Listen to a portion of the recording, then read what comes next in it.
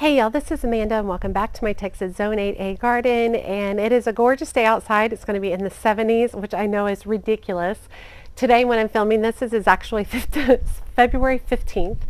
We do have some wind, so you might hear a little bit of wind interaction with the microphone, but I'm really excited to be outside today because I am going to be pruning my roses and my snapdragons, and I can't wait to show you guys how I go about that.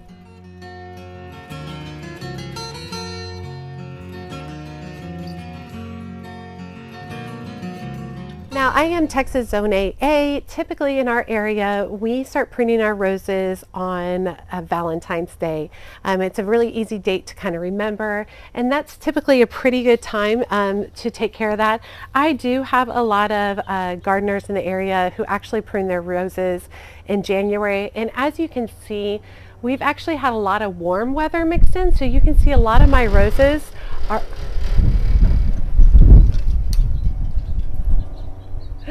We've actually had a lot of warm weather, so you can see a lot of my roses are actually already leafing out. But let me show you what I'm thinking and what I typically do for my roses and my reasoning behind it. Okay, pruning roses does not have to be a stressful thing. I know a lot of people are like, oh my God, I don't know how to prune it. What do I do? You cannot prune it if you want.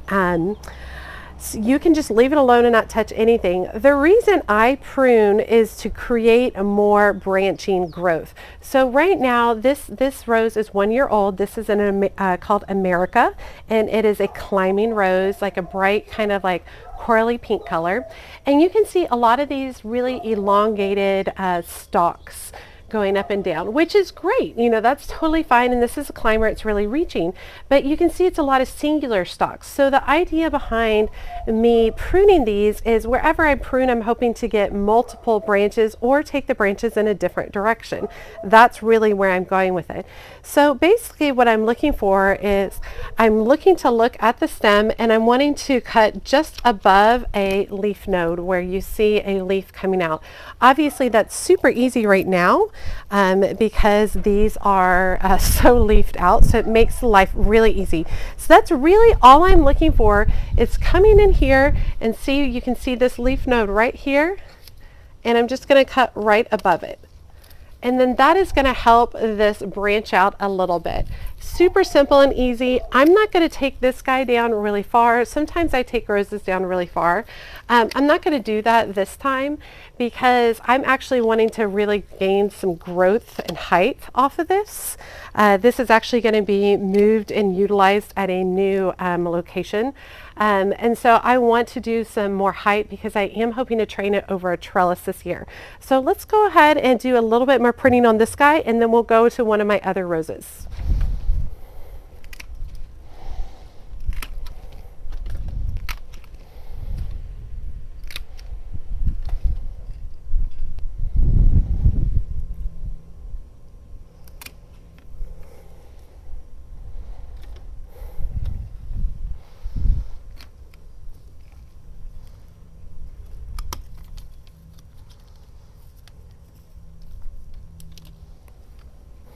Okay, so I gave this guy a nice trim. He looks really good. So just to give you an idea, you can see I made a cut directly above a leaf node where it's leafing out. Super simple. And now this will send a branch this way, and a branch will go this way. So I'll get 2 branches off of where this one cut is. Like I said, you don't have to prune your roses every year. It's really kind of a personal choice. I think it's important to shape them at least every couple of years. I think it's important.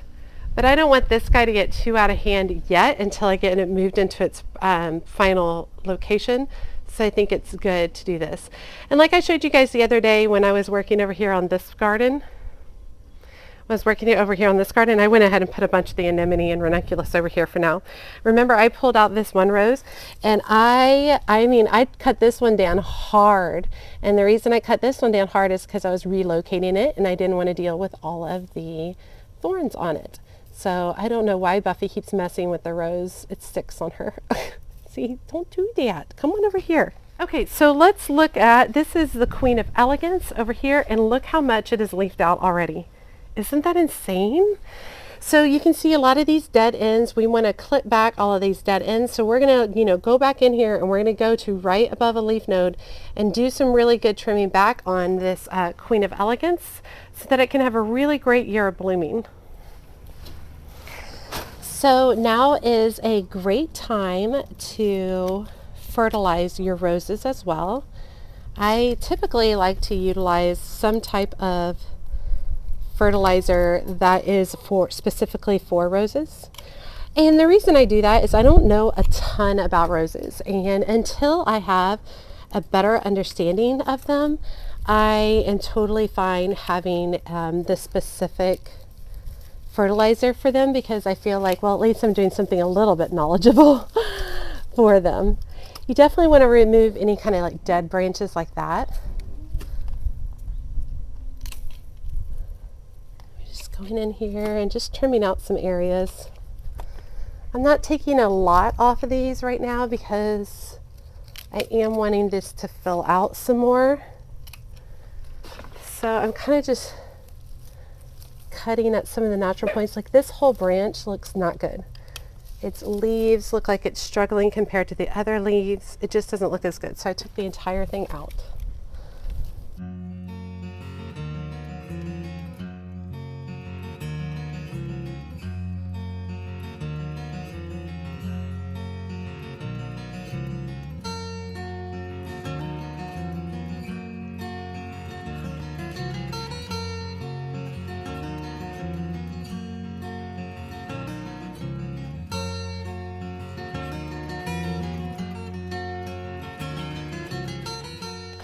And I've got some rose fertilizer by Scott's that I've used the last couple of years. So I'm just going to loosen up the soil, pour some of this in,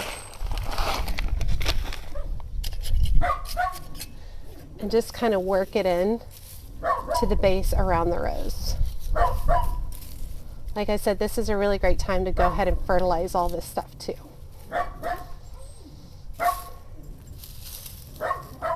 Looks good. We definitely have a lot of signs of spring in the garden. Lots of daffodils coming up in different places. More daffodils there. Over here, I hate it when I forget what I planted. I think these are allium, large scale allium. I think there was supposed to be another one over here somewhere, but I don't see it. But I think that's an allium. These are all the bullet allium, drumstick alliums. Those are all, look how many of them are coming up. Those look really good. It looks like my Rudbeckia seedlings that I started late fall made it through the winter. So that'll be fun to start getting these cleaned up a little bit and fertilized and get them going. Oh, we got a lot of ants in that guy. It's all the larkspurs starting to come up. Those look super pretty. These are the pink crane kale, and they kind of went haywire wonky. I'm about ready to cut them out. They have been fun to watch. I was going to utilize them for arrangements, but this is what the stems did.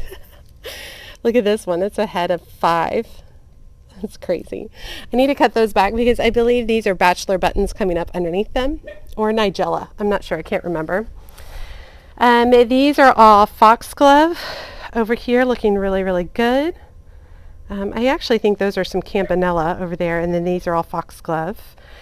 These are my green dragon cress, and I didn't realize that these would overwinter. I'm actually going to give them just a good hack back and see how they have all this new growth. So I'm going to cut them back to there.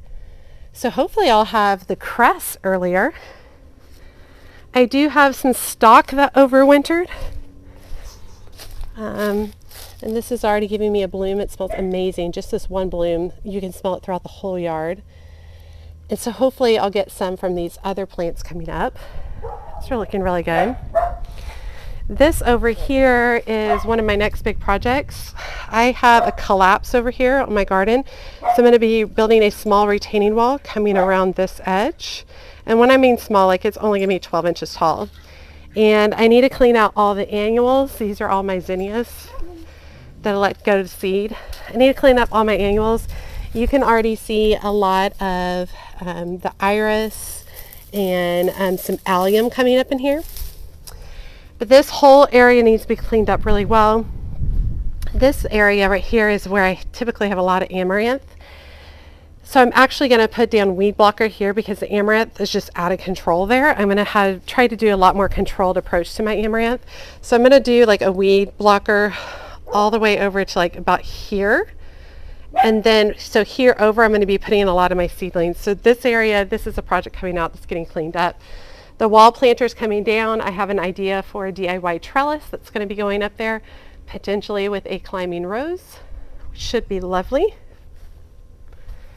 All my seedlings are out getting sun, enjoying. Oh, remember that thing of grass I planted? Look how fabulous it looks. This will be a project coming up real soon. It's going to be a whole fairy garden with the grass. I think it looks lovely. I'm excited. Yeah, definitely lots of signs of spring coming up and looking good. So this over here is my snapdragon bed, and there's a wide mix of snapdragons in here. Madam Butterfly Red, Potomac Lavender, Apple Blossom. There's a wide variety in here. I'm not sure I recall all of them. These all overwintered for me. They're looking in really good shape, but you can see that a lot of them, they're dead at the top and they're growing at the base. So what I'm going to do is I'm going to go through and do a pretty good trim back on most of them. Anything that looks dead, I'm going to remove. And then anything that looks spindly, you can see this particular guy right here looks kind of spindly. He's not useful. So it's better for me to just take it all the way back. So let me get the camera closer to this one particular plant and I'll show you the steps. Okay, here we are, this one particular plant. Here's the base of the plant, and you can see all the new growth on here. So what I'm wanting to do is really just go in here, and I'm going to take a lot of this older growth up that doesn't look very good, and go ahead and give the plant a fresh start by just being down low like that. And then all the new stems I know are going to be fresh. A lot of times snapdragons, like here's an old stem on this plant over here, they'll try to grow new stuff off of the old stems.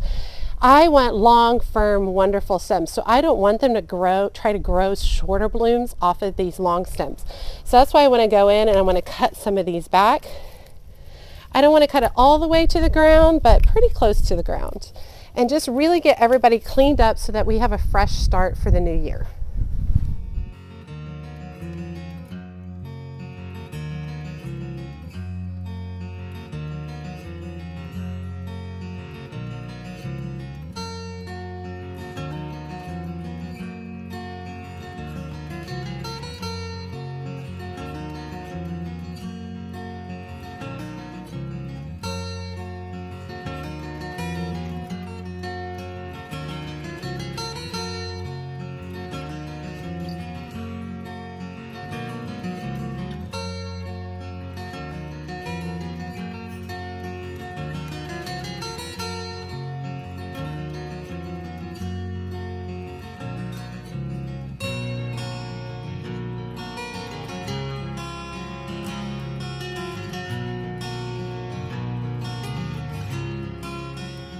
Okay, and then last thing I'm going to do is work some fertilizer in between these. This is a time release fertilizer. This happens to be plant tone. There are a wide variety of time release fertilizers that you can utilize. So whatever makes you happy regarding its ability and price point, whether you're organic or synthetic, whatever works best for you. And it's definitely a good rule of thumb that we're kind of at the time in my area where we're going and cutting back perennials, we're cutting back all the dead from the winter. This is definitely a good time. Once you prune a plant, immediately fertilize it. That's a really good thing to do, a good rule of thumb, so you don't forget about it later. Now's a really good time. They're just coming out of their dormancy from the winter. And so now it's a great time to fertilize them. I didn't even work this fertilizer in. We have rain coming the next couple of days.